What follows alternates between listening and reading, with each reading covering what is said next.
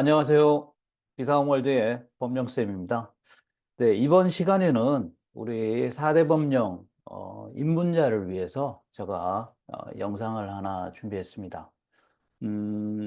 입문하시는 분들은 처음부터 이렇게 조문을 계속 읽기만 하시는데 그렇게 되면 어떤 조문의 어떤 부분이 중요한지 뭐 그렇게 여러 번 읽다 보면 알게 되겠죠. 그런데 시간이 많이 걸리겠죠. 그렇기 때문에 빨리 여러분들이 조문의 어떤 부분이 중요한지를 좀 빨리 파악할 수 있도록 제가 영상을 준비했습니다. 그래서 우리가 각 그 조문의 단원별로 해서 기출 문제에 이렇게 출제됐던 지문들을 보면서 조문의 몇 조 몇 항 이 부분에서는 이 단어가 이 주어가 또는 서술어가 핵심이구나 이런 부분들을 여러분들이 아시는 게 아주 중요합니다. 그래서 그 부분을 집중적으로 제가 설명해 드릴 수 있도록 하겠습니다. 그래서 뭐 조문을 나중에 여러분들이 뭐 30번, 50번, 뭐 많으면 100번까지도 이렇게 볼 수 있는데 많이 본다고 해서 중요한 거 아닙니다. 예. 많이 보되 어떤 부분이 중요한지 그 중요한 부분을 여러분들이 암기하는 것이 제가 보기에는 가장 중요하다고 생각합니다. 그래야만 단기간 내에 빨리 공부해서 여러분들이 합격하는 것이 중요하죠. 자, 그러면 비상대비법 이 부분에 대해서 기출 문제로 해서 여러분들 핵심 키워드를 파악할 수 있도록 제가 알려드리도록 하겠습니다. 자, 먼저 우리 비상대비법의 첫 부분이 뭡니까? 인력자원, 물적자원의 정의를 알아보는 거죠. 이 파트에서는 인력자원이 될 수 있는 조건들이 어떤 건지 조건들이 가장 중요합니다. 예. 어떤 조건을 갖춰야만 인력자원이 되는지. 그래서 문제를 통해서 한번 보도록 하겠습니다. 자, 중점관리 대상 업체에 종사하는 사람은 우리가 인력 자원이죠. 그런데 인력 자원이라도 국적이 중요합니다. 여기서는 중국 국적이라 했죠. 인력 자원은 무조건 대한민국 국적이어야만 인력 자원이 될 수 있습니다. 중국 국적은 될 수가 없죠. 자, 두 번째 문제 볼까요? 두 번째 문제는 자격을 취득하고 있는 사람을 물어보는 거네요. 우리가 자격증은 국내법이든 외국 법령에 있는 자격증도 다 가능하죠. 그래서 미국 법령에 있는 기술 면허를 취득한 대한민국 국적, 그렇죠? 기술 면허를 취득한 사람은 대한민국 국적이면서 동시에 뭐가 한 가지 더 충족이 돼야 합니까? 나이가 충족이 돼야죠. 예, 기술 면허는 여기 보신 바와 같이 19세에서 60세가 돼야죠. 65세는 될 수 없습니다. 그래서 기술면허 자격 취득자는 음, 국적과 나이 조건이 꼭 충족이 돼야 한다는 거. 그다음 거기에 관련된 자격증은 뭐 국내법이든 해외 법령이든 상관없다. 해외 법령도 포함해서 된다는 것을 보고 아시기 바랍니다. 자, 세 번째 문제를 볼까요? 마찬가지 인력 자원이 맞냐 틀렸나를 물어보는 겁니다. 자, 중점관리 대상 업체로 지정된 어떤 동물 사료를 생산, 수출입, 판매에 종사하는 사람이라 합니다. 그러니까 중점관리 대상업체에 종사하는 사람인 것 같습니다. 중점관리 대상업체 종사자는 한 가지 조건만 더 있으면 되죠. 대한민국 국적. 나이는 상관없으니까. 자, 여기서 미국에서 체류하고 있답니다. 근데 대한민국 국적입니다. 나이는 70세. 중점관리 대상업체 종사자는 국적만 대한민국 국적이면 인력 자원이 무조건 됩니다. 어디에 뭐 살고 있든 뭐 상관없습니다. 미국에서 체류하고 있어도 나이가 80세, 90세가 돼도 인력 자원이다. 법으로만 따졌을 때. 그러니까 70세도 상관없죠. 예. 그러니까 3번도 맞겠습니다. 여기에 보시면 3번에서 중점관리 대상 업체로 지정된 동물 사료를 생산, 수출입, 판매한다 그러죠. 예, 우리 동물 사료 뭡니까? 뒤에 나오지만 물적 자원이죠. 물적 자원. 물적 자원. 물적 자원 중에 물자죠, 물자. 물자를 생산, 수출입, 판매하는 중점관리 대상 업체다. 이렇게 보시면 되겠습니다. 자, 4번. 자, 일본에서 대학교에서 물리학을 전공했다. 박사학위. 아무래도 이거는 과학기술자를 물어보는 것 같습니다. 우리가 인력 자원 중에서 과학기술자가 가장 그 조건이 많이 있죠. 5가지 조건이 충족되어야만 과학기술자는 인력 자원이 된다라는 거. 자, 뭐 어디 대학이든 상관없습니다. 어디 대학이든 상관없고 뭘 전공했냐. 예, 우리 과학기술자는 자연과학을 전공해야죠. 물리학은 자연과학이죠. 그다음 박사니까 석사 이상이니까 가능합니다. 그다음 대한민국 국적 반드시 돼야죠. 예, 과학기술자도 나이 조건이 돼야 합니다. 19세에서 60세. 그러면 여기서 뭐가 한 가지 빠졌습니까? 예, 연구기관에 종사하고 있어야죠. 국가연구기관, 지자체 연구기관, 뭐 공공단체 연구기관, 기업체, 일반 기업체 연구기관에서 종사를 하고 있어야 하는데 여기서 뭐는 취업 준비 중에 있다고 하니까 예, 연구기관 종사하는 한 가지 조건이 빠졌기 때문에 예, 이 병은 인력 자원이 될 수 없겠습니다. 자, 5번도 마찬가지 과학기술자의 어떤 인력 자원으로서 조건을 물어보는 문제입니다. 볼까요? 자, 자연과학 석사 이상, 석사 이상이면 석사면 되죠. 다음, 대한민국 국적 30세, 예, 나이도 다 됐습니다. 한 가지가 빠졌네요. 연구기관에 종사를 해야죠. 자, 국가, 지자체, 공공단체가 아닌 일반 기업체 연구기관에 종사하고 있더라도 과학기술자가 해당된다. 그렇죠. 여기에 연구기관, 뭐 국가든 지자체든 공공단체든 기업체든 다 가능하죠. 그래서 5번도 맞겠습니다. 자, 다음은 물적 자원입니다. 물적 자원은 종류가 아주 많죠. 물적 자원에는 물자와 업체로 이렇게 구분을 해서 종류가 아주 많습니다. 자, 관련해서 문제를 한번 볼까요? 물적 자원 관련해서는 물적 자원에 뭐 없는 이런 물자나 업체를 넣어갖고 문제를 뭐 틀리게 하는 그런 경우는 지금까지 거의 없습니다. 그냥 물적 자원 안에 포함되어 있는 물자나 업체를 표현해서 문제를 거의 나오기 때문에 거의 뭐 틀린 문제로 나온 적은 거의 없는 것 같습니다. 한번 볼까요? 자, 물적 자원이란 전시사변 비상시에 활용하기 위한 물자와 업체. 그렇죠. 물적 자원은 물자와 업체죠.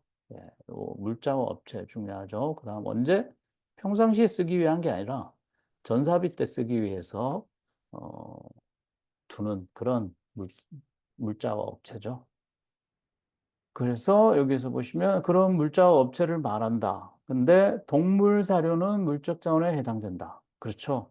동물 사료.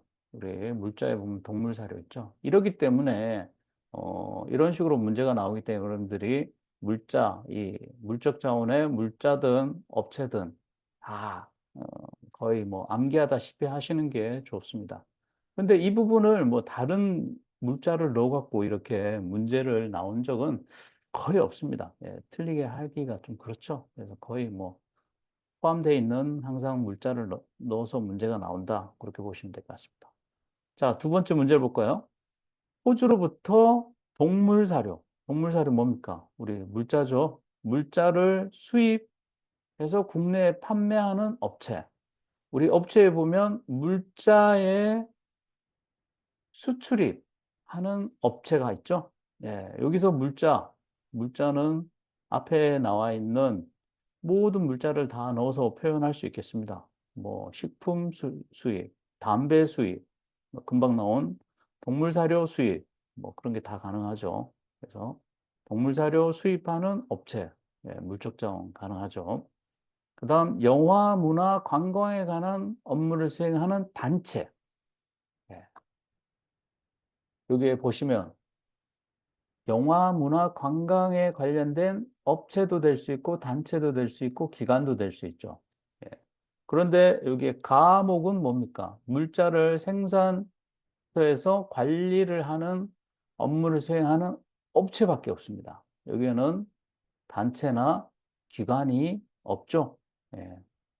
가목은 업체만 해당된다. 나목은 업체, 단체, 기관 다 해당된다.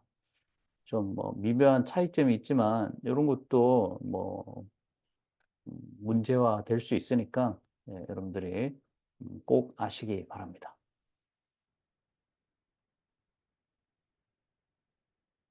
자, 다음은 비상대비 기관 관련해서 총괄 집행기관에 물어보는 문제가 되겠습니다. 그래서 총괄 기관이 누군지. 집행기관에는 두 가지가 있죠. 비상대비 업무와 인력 물적 자원에 관한 업무 두 가지로 집행기관이 구분되겠습니다. 그래서 각각의 총괄 집행기관이 누군지를 여러분들이 꼭 아셔야 합니다. 문제를 한번 볼까요?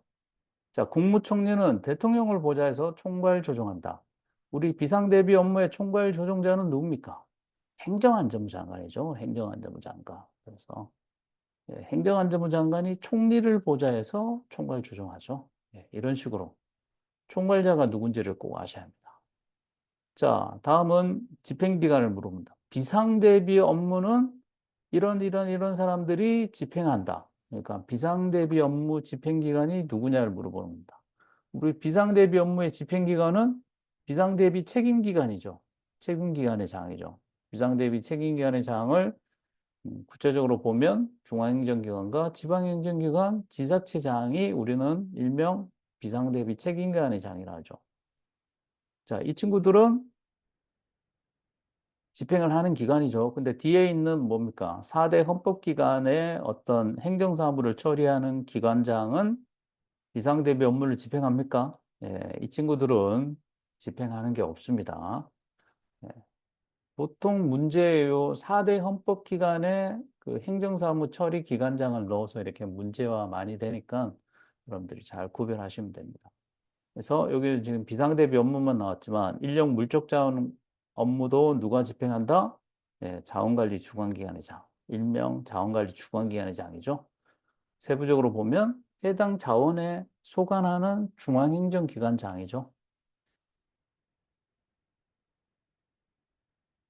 자, 다음은 비상대비 계획에 관련된 문제입니다. 예.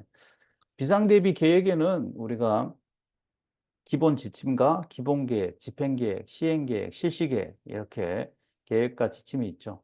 그 각각의 지침과 계획에 대해서 누가 작성을 하고 또 어떤 절차에 의해서 그 계획이 확정되는지, 누구를 통해서 심의를 하는지, 아니 어디에서 심의를 하는지 또는 협의를 하는지, 누구의 최종적으로 승인을 받고 확정되는지 예, 그런 것들이 중요합니다. 그런 다음 확정된 계획은 누구한테 또 통보가 되는지 예. 그 사항들이 가장 핵심적이라고 보시면 됩니다. 그래서 그런 부분들을 항상 문제화돼서 나오니까 음, 여러분들 꼭 아시기 바랍니다. 다른 뭐 인방이나 재난법도 동일합니다. 계획에서. 자, 그러면 지침 관련해서 문제를 한번 볼까요? 자, 총리는 2년마다 지침을 작성한다. 자, 총리가 지침을 작성하는 건 맞죠? 근데 2년마다 작성합니까? 아니죠. 작성 주기 우리 보시면 지침은 언제 주기입니까? 5년 주기로 작성하다고 되어 있죠. 예. 작성 주기가 명확하게 부여되어 있는 것은 기본 지침밖에 없습니다. 5년. 기본 지침 5년에 대해서만 있다라는 거. 자, 지침을 변경할 때는 작성하는 경우와 같이 대통령 승인 받아서 중앙행정기관장에게 통보를 해야 한다. 자, 지침 변경하는 경우에는 뭐라고 되어 있습니까? 또한 갖다 됐죠. 또한 갖다는 건 뭡니까? 최초 계획 수립하는 절차를 동일하게 적용한다 보시면 됩니다. 그래서 지침을 변경할 때도 동일하게 대통령 승인 받아서 또 바뀐 거에 대해서 중앙행정기관장에게 통보를 해야죠.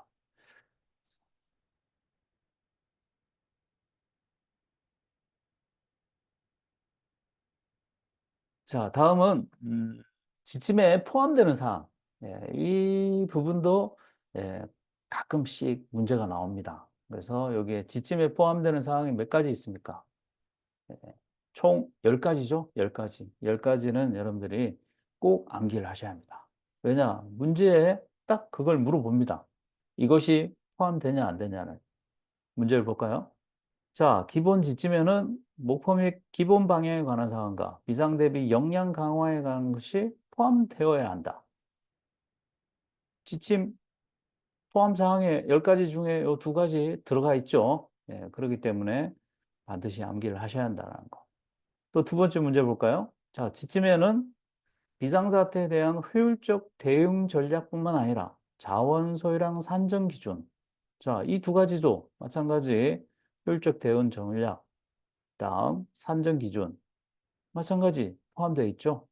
포함되어야 합니다. 세 번째 볼까요? 총리가 작성한 기본 지침에는 그렇죠. 여기서도 이런 단어들을 꼭 잘 하셔야 돼요. 기본 지침 누가 작성합니까? 총리가 작성하죠. 여기에 뭐 행정안전부 장관이 작성하는 기본 지침 뭐 이런 식으로도 문제가 나올 수 있습니다. 자, 지침에는 자원 소요량 산정 기준. 네, 앞에서 나왔었죠. 예, 포함되어 있죠. 이런 식으로 문제가 나오기 때문에 여러분들이 이 지침 포함 사항 10가지에 대해서는 필히 암기를 하셔라 강조합니다. 자, 다음은 기본 계획에 관한 사항입니다. 기본 계획도 제가 서두에 말씀드린 바와 같이 기본 계획 누가 작성을 하는지. 근데 그 기본 계획을 바로 작성하는 게 아니죠. 중앙행정기관장이 기본 계획 안을 작성해서 총리한테 제출하죠. 제출하기 전에 마찬가지 행안부 장관과 협의를 거친다는 이런. 그런 다음 총리가 작성해서 대통령 국무회의 심의 대통령 승인 받아서 확정을 한다는 거. 확정된 거의 계획은 또 누구한테 준다? 국회에도 통과한다? 네, 이런 식으로. 그런 부분들이 중요합니다. 자, 문제를 통해서 한번 볼까요? 자, 국무총리는 중앙행정기관의 장이 제출한 기본계획안을 종합한다. 그렇죠. 총리가 바로 기본계획을 작성할 수는 없습니다. 중앙행정기관장이 그 기본계획안을 내주죠. 그것을 종합하죠. 그래서 뭘 작성합니까? 집행계획을 작성한다? 총리가 집행계획 작성하는 건 아니죠. 총리는 뭡니까? 이걸 종합해서 기본계획을 작성하죠. 기본계획. 그런 다음 국무회의 심의를 거쳐서 대통령 승인받아서 확정하게 됐죠. 네, 뒷부분은 맞네요. 여기에서 조금 더 디테일하게 본다 그러면 중앙정기관의장이 기본계획안을 제출한 기본계획안을 종합하는데 여기서 중앙정기관의장이 기본계획안을 제출할 때 누구와 협의를 합니까? 행정안전부 장관과 협의를 거쳐서 제출된 기본계획안 뭐 이렇게 보면 더 정확한 표현이라고 할 수 있겠죠. 자, 중간에 그런 표현이 빠졌다고 해서 틀린 거는 아닙니다. 예, 예. 자, 두 번째 문제 볼까요? 국무총리는 기본계획을 작성하기 위해서 중앙행정기관의 장이 요구하는 자원 소요를 심의 조정한다. 자원 소요 심의 조정 누가 합니까? 예, 행정안전부 장관이 하죠. 총리가 소요를 심의 조정하지는 않습니다. 예, 이 부분이 틀렸네요. 그리고 이 자원 소요 심의 조정은 뭡니까? 중앙행정기관의 장이 기본계획안을 작성하기 위해서 필요한 거죠. 예, 기본계획을 작성하기 위해서 필요한 것이 아니라 기본계획안을 작성하기 위해서 어떤 요구하는 자원소요죠. 그리고 자원소요 요구 방법 심의 절차에 관해서 필요한 사항은 대통령령으로 정한다? 아니죠. 행정안전부 장관이 정하게 되어 있죠. 그래서 2번 같은 경우에는 예, 두 군데가 총 한 세 군데가 틀렸네요. 국무총리, 기본계획, 그다음 대통령령 이런 식으로. 근데 최근에는 이런 거 문제 잘 안 나오는데 이건 예전에 나온 거라서 이런 부분들도 여러분들이 꼭 아셔야 한다. 자원소요 심의 조정은 행정안전부 장관. 세부적인 거는 행정안전부 장관이 정한다라는 거. 이런 핵심 키워드를 꼭 아셔야겠다. 자, 다음은 집행계획입니다. 집행계획도 마찬가지 누가 작성해서 누구를 거쳐서 누구의 승인을 받아서 확정하고 또 누구한테 그 계획을 주는지 그리고 집행계획에 포함되는 사항 세 가지 있죠. 세 가지 필요하셔야 합니다. 자, 문제를 통해서 한번 보겠습니다. 자, 집행계획은 중앙행정기관의 장이 작성하죠. 무슨 계획을 바탕으로? 총리가 준 기본계획에 따라서 기본계획을 바탕으로 해서 집행계획을 작성하죠. 그래서 그 업무에 작성한 후 중앙기관이 작성한 후에 마찬가지 행정안전부 장관과 협의를 거쳐서 총리 승인받아서 확정하죠. 자, 1번 같은 이런 지문은 원래 조문에 있는 표현과는 조금 앞뒤를 약간 바꿔갖고 이렇게 표현을 했죠. 예, 그래서 좀 여러분들이 뭔가 시험 문제를 푸는 사람에게 뭔가 좀 이렇게 헷갈리게 하려고 그렇게 표현했다고 보시면 되겠습니다. 자, 2번 볼까요? 집행계획은 총리로부터 통보된 기본계획에 따라, 그렇죠? 집행계획은 기본계획에 따라서 작성하죠. 누가 작성한다? 중앙행정기관의 장이 작성한다. 예. 1번은 정상적인 표현인데 2번 같은 경우가 조문에 원래 있는 표현을 이게 약간 주어를 막 뒤로 빼고 막 이렇게 표현을 한 겁니다. 원래는 여기 조문에는 중앙행정기관의 장이 집행계획을 작성한다. 이 표현을 집행계획은 중앙행정기관의 장이 작성한다. 이런 식으로 앞뒤를 바꿔놨습니다. 자, 총리와 협의를 거쳐서 대통령 승인받는다. 예, 아니죠. 집행계획은 누구와 협의를 합니까? 중앙행정기관의 장이 작성하니까 행안부 장관과 협의를 거치죠. 그런 다음 누구의 승인? 총리 승인이죠. 예, 틀렸습니다. 자, 집행계획에 포함되는 사항, 자원조사 지정은 집행계획에 포함된다. 그렇죠. 그래서 여러분들 집행계획에 포함되는 사항 세 가지는 필히 암기를 하셔야 한다는 거, 이런 식으로 문제가 나오기 때문에. 자, 네 번째 문제 볼까요? 행정안전부 장관은 기본계획에 따라서 비상대비 업무에 관한 집행계획을 작성한다. 자, 여기까지 봤을 때 맞을까요? 틀릴까요? 원래는 조문에 뭐라고 되어 있습니까? 중앙행정기관의 장이 뭐 기본계획에 따라 집행계획 작성을 한다 그죠? 근데 이 행정안전부 장관도 어떻게 보면 중앙행정기관의 장이지 않습니까? 예. 그렇기 때문에 행정안전부 장관도 중앙행정기관의 장의 한 일원으로서 집행계획을 작성하죠. 기본계획을 따라서. 예. 여기까지 보면 뭐 맞는 표현으로 볼 수 있습니다. 네. 뒷부분에서 틀리죠. 국무회의 심의를 거쳐서. 자, 집행계획은 국무회의 심의 거치지 않죠. 행정안전부 장관이 이걸 작성한다 그러면 행정안전부 장관과 협의를 거친다? 그럴 필요는 없죠. 본인이 작성하는 거니까 그거 없이 총리 승인 받는다. 이렇게 봐도 되겠죠. 틀렸습니다. 자, 다음은 시행계획. 자, 시행계획도 마찬가지 누구의 승인을 받는지 그 다음 시행계획에서 특징적인 게 그거죠. 시행계획을 작성하는 사람은 두 명이죠. 시도지사와 지방행정기관의 장이 작성하는데 그 확정된 계획을 내려주는 거는 시도지사만 내려준다는 것. 누구한테? 시군구청장한테 내려준다. 지방행정기관의 장이 확정된 시행계획을 누구한테 내려주는 거는 없다. 그런 특징이 있는 거 강조하겠습니다. 자, 문제를 통해서 한번 볼까요? 자, 시도지사는 중앙행정기관의 장이 승인을 받아서 시행계획을 확정한다. 그렇죠? 중앙행정기관장 승인받아서 시행계획이죠. 실시계획이 아닙니다. 시도지사는 시행계획이죠. 자, 확정된 계획을 누구한테 준다고 합니까? 시장, 군수, 구청장인데 통보한다. 여기에 행정시장도 포함되고 구청장에는 자치구 구청장을 말한다. 이런 디테일한 부분들도 요 가로 안의 부분에서도 이렇게 은근히 틀리게 하는 경우가 있습니다. 이런 식으로 포함한다를 뭐 행정시장은 제외한다. 이런 표현이 나올 수도 있으니까 잘 보셔야 합니다. 1번은 맞죠?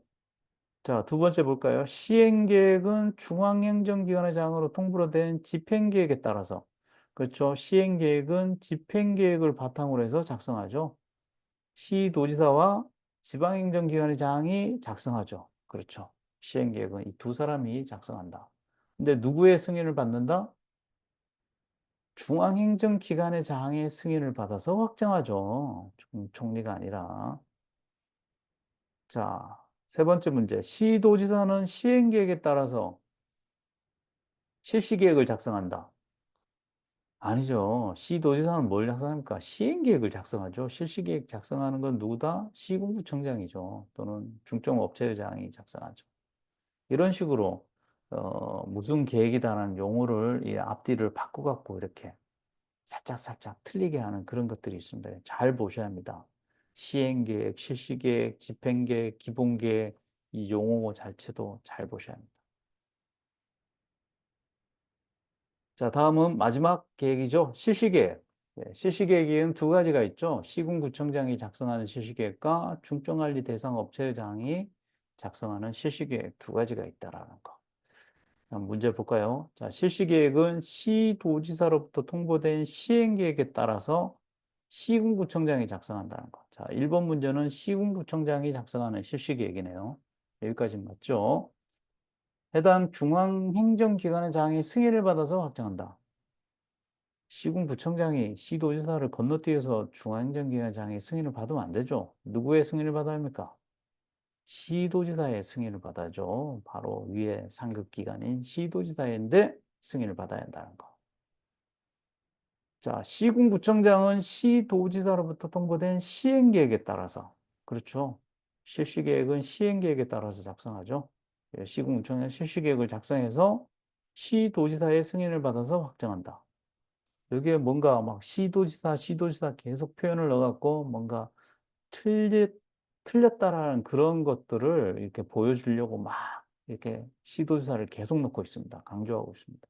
아니죠. 맞죠? 자, 세 번째 문제. 중점관리 대상업체장은 고지된 임무에 따라서 실시계획을 작성한다. 그렇죠. 중점관리 대상업체장한테는 어떤 그 통보되는 계획이 없습니다. 예, 쭉 계획 분야 이렇게 조문을 쭉 보시면 없습니다. 중점관리 대상업체장은 뭐에 따라서 작성한다? 고지된 임무고지서죠. 임무고지서에 따라서 실시계획을 작성한다라는 거. 그런 다음 누구의 승인? 자원관리주관계약자. 자원관리주관자. 이런 부분이 중요하죠. 자, 다음은 기본적인 계획 수립 절차는 봤습니다. 그럼 그 계획에 대해서 어떤 변경 사항이 있을 때 변경 절차는 어떻게 되냐? 변경 절차는 같은 절차를 거친다고 되어 있습니다. 계획에 어떤 변경할 때는 똑같이 앞에서 나온 수립 절차와 동일하게 한다고 보시면 되겠습니다. 단 경미한 사항이 아닌 경우 예. 수립 절차 같은 절차를 거쳐야 한다. 그렇죠? 같은 절차를 거치죠. 기본 계획 수립 절차와 같은 절차를 거친다는 거, 변경할 때는. 자, 다음은 경미한 사항. 예, 경미한 사항에는 요 세 가지 경우가 있죠. 경미한 사항 변경하는 이 경우 세 가지도 여러분들이 꼭 아셔야 한다는 거. 그래서 경미한 사항 변경할 때는 어떤 절차여야 하는지. 핵심은 그거죠. 승인권자 승인 받지 않고 변경한 다음에 나중에 반드시 승인권자인데 보고를 해야 한다는 거. 근데 중간에 생략할 수 있는 거 있죠. 기본 계획 같은 경우는 뭡니까? 이 두 가지를 승인권자 승인은 생략하는 거니까 이 국무회의 심의 생략할 수 있죠. 기본 계획 경미한 사항 할 때. 특히 기본 계획에 대한 경미한 사항을 변경할 때는 두 가지 방법으로 된다는 거. 예, 총리가 직권으로도 바꿀 수 있고 또는 중앙행정기관의 장이 경미한 사항을 변경해 달라고 총리한테 요청할 수도 있죠. 예, 그런 두 가지 방법이 있다라는 거, 특징을 꼭 아시기 바랍니다. 문제를 통해서 한번 더 볼까요? 중요한 부분이 뭔지. 자, 총리가 다른 법령 개정에 따라서 용어를 이게 뭡니까? 여기 경미한 사항 변경에 보면 용어 변경하는 거 있죠? 다른 법령에 따라 용어 변경하는. 그러니까 경미한 사항을 바꾼다는 겁니다. 그래서 총리가 직권으로 변경한 경우에도 국회에 통과해야 한다. 승인만 안 받을 뿐이지 그 이후의 절차는 똑같이 해야 합니다. 경미한 사항을 바꿨을 때도. 기본 계획은 원래 확정되면 누구한테 알려줘야 합니까? 중앙행정기관의 장한테도 알려주고 국회에도 통보해줘야죠. 마찬가지 경미한 사항을 바꿨다 하더라도 국회에 통보를 해야 합니다.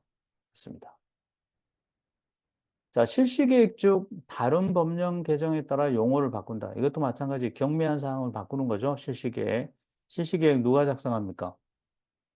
시군구청장이나 중점업체장이 작성하죠. 여기에서 실시계획은 뭐 그거라고 보시면 됩니다. 시군구청장이 작성하는 실시계획이라고. 그래서 변경안을 작성해서 승인권자의 승인을 받아야 한다? 경미한 사항이니까 반드시 승인 받을 건 아니죠. 예, 승인 받지 않고도 변경할 수 있죠. 여기 보시면 틀렸습니다. 반드시 받아야 한다 했기 때문에. 자, 세 번째, 총리가 중앙정기원회장의 요청으로 기본계획 중에 용어를 변경하는 경우, 기본계획의 어떤 경미한 사항을 중앙행정기관의장이 요청하는 거네요. 그런 경우에 총리는 바로 바꾸면 되죠. 지체 없이 바꾸고, 바꾼 다음에는 승인권자인 대통령한테 보고를 해야죠. 예, 보고를 꼭 해야 한다는 거. 보고도 하고, 그 이후의 절차는 뭡니까? 예, 앞에서 말씀드렸죠. 국회에도 통보하고, 중앙행정기관장한테도 홍보를 해줘야 한다는 거. 자, 다음은 중점관리 대상 업체의 그 실시계획 변경하는 겁니다. 중점관리 대상 업체 실시계획 변경은 뭐 일반적인 변경이든 경미한 사항 변경이든 여기는 무조건 뭐다? 자원관리 주관기관의 장의 승인을 받아야 한다는 거. 예, 앞에서는 뭐 경미한 사항에 대해서 승인을 받지 않고 이렇게 바꿀 수 있다고 했지만 중점관리 대상 업체의 실시 계획은 무조건 자원관리 주관기관의 장의 승인을 받아야 한다는 거 여러분들이 꼭 기억하시기 바랍니다. 문제를 통해서 한번 볼까요? 중점관리 대상 업체의 장은 자원관리 주관기관의 장이 실시계획 변경 명령이 있거나 여기 변경 명령 예, 해당 자원관리 주관기관이 뭘 바꿔라 이렇게 할 수 있겠죠. 또는 그 밖의 사유로 여기에 그 밖의 사유에 어떤 경미한 사항이 포함된다 이렇게 보시면 될 겁니다. 그래서 실시계획을 변경할 필요가 있는 경우 변경의 장에서 자원관리 중앙장의 승인을 받아야 한다. 예, 그렇죠. 두 번째, 자, 중점관리 대상 업체장이 자원관리 중앙장 변경 명령에 따라 실시계획에 물적 자원에 관한 통계를 변경하는 경우 이게 뭡니까? 대부분 경미한 사항이죠. 경미한 사항을 바꾸는 경우 자원관리 주관기관장이 승인받지 않고 변경할 수 있다? 뭐라 했습니까? 중점관리 대상 업체 실시 계획은 무조건 경미한 사항이든 아니든 어떤 것들을 변경한 경우에도 반드시 자원관리 주관장 승인 받아야 한다 했죠? 승인 받지 않고 변경할 수는 없습니다. 네, 지금까지 제가 아주 빠른 속도로 기출 문제를 가지고 조문의 어떤 부분이 핵심적인 그 키워드인지를 제가 이렇게 설명을 드렸는데, 음, 이와 같이 기출에서 기출 문제를 통해서 여러분들이 이 조문의 어떤 부분이 중요한 거구나를 여러분들이 깨우치는 것이 아주 중요합니다. 그래야만 법령을 빨리 여러분들이 예, 습득을 할 수 있습니다. 이 공부를 뭐 오랜 시간 하시면 안 되지 않습니까? 단기간 내에 빨리 하시는 것이 중요하니까. 자, 다음 시간에도 계속적으로 제가 핵심 키워드를 가지고 조문의 어떤 부분이 중요한지를 또 설명드릴 수 있도록 하겠습니다. 네, 수고하셨습니다.